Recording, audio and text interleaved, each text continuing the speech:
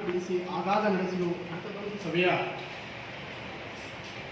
ಮಳೆ ಹರಿಯು ಬಂದಾಗ ಗರಿಗೆದರಿ ನಿಂತ ನವಿಲು ನರ್ತಿಸುವಂತೆ ಜಿಂಕೆ ಜಿಗಿತವಾದ ಕಂಡು ನಾವು ನೀವೆಲ್ಲರೂ ಕೂಡ ಮೈಮರೆಯುವಂತೆ ಅಷ್ಟೊಂದು ಹರ್ಷದಾಯಕವಾಗಿ ನಿಮ್ಮೆಲ್ಲರಿಗೂ ಕೂಡ ಈ ಒಂದು ಸಭೆಯ ವಿಚಾರಗಳಲ್ಲಿ ಏನಿದೆ ಅವೆಲ್ಲವೂ ಕೂಡ ನಿಮಗೆ ಫಲಪ್ರದವಾಗಲಿ ಅಂತ ಹೇಳಿ ನಮ್ಮಲ್ಲಿ ಆರಂಭಿಸಿದ ಈ ಒಂದು ದಿನ ಅತಿಥಿ ಉಪನ್ಯಾಸಕರ ನಿಮ್ಮ ಪರ್ಮಿಷನ್ ಮೇರೆಗೆ ಇಟ್ಬಿಟ್ಟು ಮಾತಾಡ್ತೀನಿ ಈ ವಿಷಯ.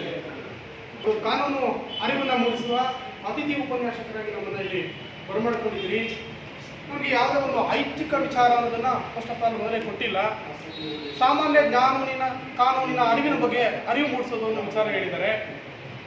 ಸಾಮಾನ್ಯ ಕಾನೂನಿನ ಅರಿವು ಅನ್ನೋ ಪ್ರಶ್ನೆ ಬಂದಾಗ ಪ್ರತಿನಿತ್ಯ ನಾವು ಏನೆಲ್ಲ ಚಟುವಟಿಕೆಗಳನ್ನು ಕೈಗೊಳ್ತೀವಿ, ಪ್ರತಿನಿತ್ಯ ನಮ್ಮ ದಿನಚರಿಗಳಲ್ಲಿ ನಮಗೆ ಅರಿವಿಲ್ಲದೆ ಯಾವ ಕಾನೂನಿನ ಚೌಕಟ್ಟಿನೊಳಗಡೆ ನಾವು ಜೀವನ ಮಾಡ್ತೀವಿ ಅನ್ನೋದು ಈ ಒಂದು ಸಾಮಾನ್ಯ ಕಾನೂನನ್ನು ಒಳಗೊಂಡಿರುತ್ತೆ.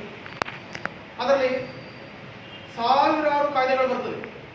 ಮೋಟರ್ ವೆಹಿಕಲ್ ಆಕ್ಟ್ ಇರ್ಬೋದು, death and birth registration act ಇರ್ಬೋದು, ನೆಗೋಷಿಯಬಲ್ ಇನ್ಸ್ಟ್ರೂಮೆಂಟ್ಸ್ ಆಕ್ಟ್ ಇರ್ಬೋದು, ಹಿಂದೂ ಲಾ ಇರ್ಬೋದು, ಅದರೊಳಗಡೆ marriage act, adaptions act, maintenance act and partition acts and all kinds of deeds. ನಾವೇನೋ ರಿಜಿಸ್ಟ್ರೇಷನ್ಗಳೆಲ್ಲ ಮಾಡ್ಕೊತೀವಲ್ಲ, ಪತ್ರಗಳನ್ನು ಏನು ನೋಂದಣಿ ಮಾಡಿಸ್ತೀವಿ, ಈ ಥರದ್ದು ಪ್ರತಿನಿತ್ಯ ನಡೆಯುತ್ತೆ. ಒಂದು ತಾಲೂಕನ್ನ ಹೆಡ್ ಕ್ವಾರ್ಟರ್ ಆಗಿ ತಗೊಂಡ್ರೆ ಕಾಮನ್ ಪೀಪಲ್ಸ್, ಸಾಮಾನ್ಯ ಜನಗಳು ಬೆಳಗ್ಗೆ ಆಯಿತು ಅಂತ ಹೇಳಿದ್ರೆ ನಮ್ಮ ನ್ಯಾಯಾಲಯದ ಆವರಣದಲ್ಲಿ, ಅಲ್ಲಿಂದ ಬಿಟ್ಟರೆ ನಮ್ಮ ತಾಲೂಕು ಕಚೇರಿಯ ಆವರಣದಲ್ಲಿ, ಅದು ಹಿಂಭಾಗ ಇರ್ತಕ್ಕಂಥ ಹೊಸ ಕಟ್ಟಡ ನಮ್ಮ ಉಪನೋಂದಣಾಧಿಕಾರಿಗಳ ಆವರಣದಲ್ಲಿ ಹೆಚ್ಚಿನ ಜನಗಳು ಕಂಡು ಬರ್ತಾರೆ.